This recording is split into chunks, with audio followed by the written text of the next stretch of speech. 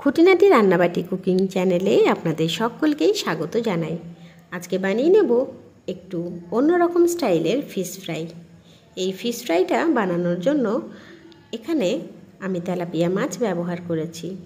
এই তেলাপিয়া মাছগুলো আকৃতিতে যদি একটু বড় হয়ে যায় তাহলে আমাদের এখানে লোকাল এরিয়ায় তা লাইলন টাইগার নামে পরিচিত। আপনারা এই মাছটি কী নামে জানেন অবশ্যই কিন্তু জানাবেন।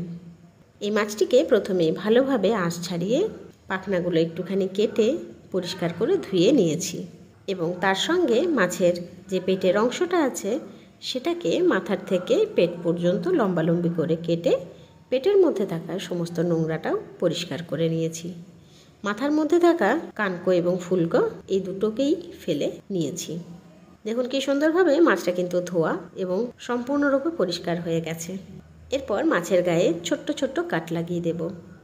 এই কাটগুলো লাগানোর কারণ হচ্ছে মাছটা আকৃতিতে খুব বড়, তো তাই মাছের গায়ে যদি একটু একটু করে কাট লাগিয়ে দিই তাহলে কিন্তু যে মশলাটা আমি মাছের গায়ে লাগাবো সেটা কিন্তু ভেতর পর্যন্ত যাবে এবং এই কাটটা মাছটাকে ভালোভাবে ভাজতে সাহায্য করবে। চলুন, কাট লাগানো হয়ে গেছে। এরপর একটা মশলা বানিয়ে নেব। এই জন্য একটা বড় মিক্সিং বোল নিয়ে নিয়েছি। তাতে নিয়ে নিলাম বেটে রাখা আদা, রসুন, পেঁয়াজ এবং কাঁচা লঙ্কার একটা পেস্ট। এরপর দিয়ে দিচ্ছি পরিমাণ মতো হলুদের গুঁড়ো, স্বাদ মতো লবণ। এবারে দিয়ে দিলাম কাশ্মীরি গুঁড়ো লঙ্কা, দিয়ে দিচ্ছি মাছের ঝোলের যে গুঁড়ো মশলা পাওয়া যায় সেটা, দিয়ে দিচ্ছি কিছু পরিমাণ সস, সিজওয়ান চাটনি। এখানে সিজওয়ান চাটনি 2 চামচের মতো ব্যবহার করলাম। দিয়ে দিচ্ছি কিছু পরিমাণ লেবুর রস এবং সবশেষে দিলাম একটুখানি সরষের তেল। এবারে একটা চামচের সাহায্যে সমগ্র উপকরণগুলোকে ভালোভাবে একে অপরের সঙ্গে মিশিয়ে নিচ্ছি। এখন থেকেই দেখুন না মশলার কালারটা কি সুন্দর এসেছে, তাই না? এই মশলা দিয়ে মাছ ভাজলে এর যা স্বাদ আসবে তা কিন্তু কথায় বোঝানো একদম অসম্ভব। দেখতে দেখতে দেখুন মশলাটা কিন্তু সমগ্রভাবে মেশানো হয়ে গেছে। এরপর এই মশলাটা মাখিয়ে নেব মাছের গায়ে। দিয়ে দিলাম প্রায় 3 চামচের মতো মেখে রাখা মশলা। ভালোভাবে আলতো হাতে সমগ্র মশলা আদর করে মাছের গায়ে সম্পূর্ণরূপে মাখিয়ে দিলাম। মাছের যে কাটগুলো লাগিয়েছিলাম সেখানেও কিছু পরিমাণ করে মশলা একটুখানি করে ঢুকিয়ে দিলাম। একই রকম পদ্ধতিতে মাছের উল্টো পিঠেও ভালো করে মশলাটা মাখিয়ে দিচ্ছি। মাছের গায়ে মশলা মাখানো তো কমপ্লিট। না, এখনও কিন্তু কাজ শেষ হয়নি। এখনও মাছের পেটটা ফাঁকাই রয়ে গেছে। ফাঁকা রাখতে দিলে চলবে না। পেটের মধ্যেও ঢুকিয়ে নেব একটুখানি পুর। পেটের মধ্যে যে পুরটা ঢোকাবো সেই জন্য নিয়ে নিচ্ছি কেটে রাখা পেঁয়াজ, কিছু পরিমাণ রসুন, কাঁচা লঙ্কা এবং কেটে রাখা ক্যাপসিকাম। এরপর মাছে লাগানোর পরও যে আশেপাশে মশলাটা ছিল সেটা একটুখানি এক জায়গায় করে নিলাম।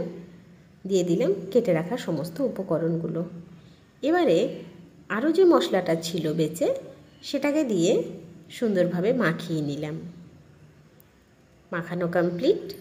এবারে এই মাখিয়ে নেওয়া সমস্ত পুর মশলাটা মাছের পেটের ভেতরে সুন্দরভাবে ঢুকিয়ে দেব।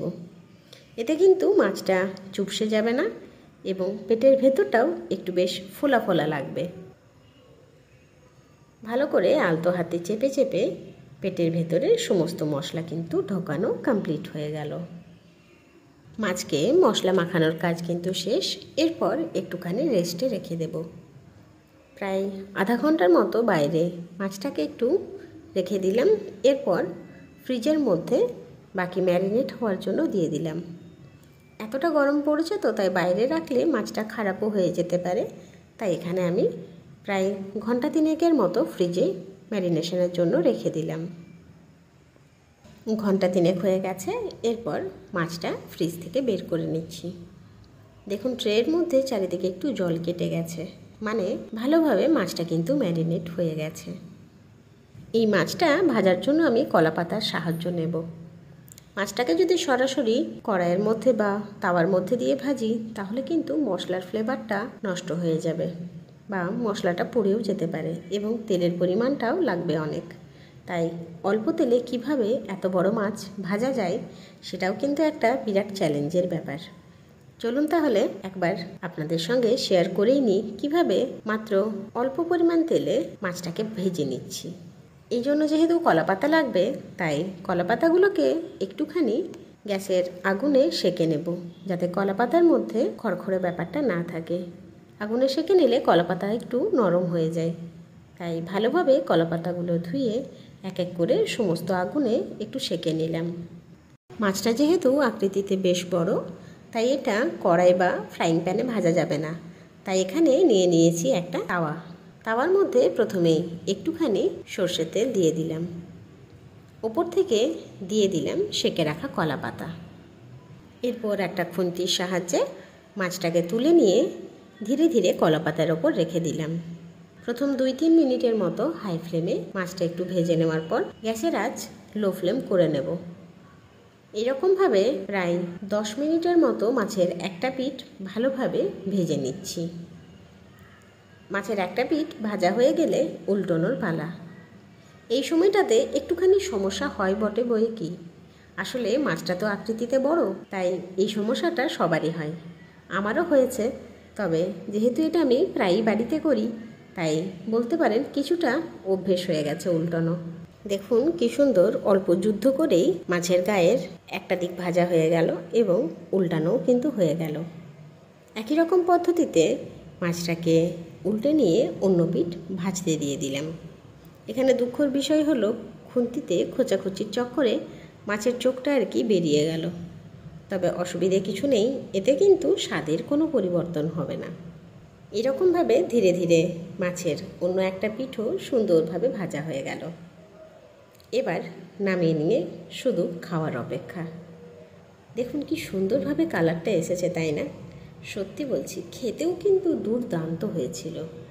এটা আর কি ভাষায় প্রকাশ করা যাবে না। আপনি কিন্তু একবার অবশ্যই বাড়িতে কিন্তু ট্রাই করে দেখবেন।